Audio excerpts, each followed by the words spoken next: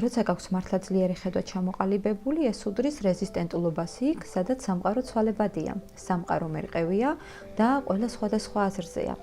დღესაც ძალიან ბევრი ადამიანია ჩვენს გარემოცვაში ისეთი, ვინცვე რა გვიქვამს იმ დონეზე, რა დონეზეც ახლა ვართ. ვერ გღებულობენ ახლებურს, ვერ გღებულობენ ძალიან გაზრდილს, ძალიან დიდს. უბრალოდ მათთვის კომფორტული აღარ ხარ. კომფორტული იყავი გუშინ წინ, დარჩები მაშინაც, როდესაც ერთი და იმავე პოზიციაში ხარ ძალიან დიდი ხნის განმავლობაში. დარჩე საკუთარი თავის ერთგული ნიშნავს იმას, რომ გეყოს გამბედაობა გაუმკლავდე სამყაროს ცვალებადობას, გეყოს გამბედაობა გაუმკლავდე ყველაფერს იმას, რაც ხდება, ეს იქნება გეოპოლიტიკური თუ აბსოლუტურად ყველა ვითარება.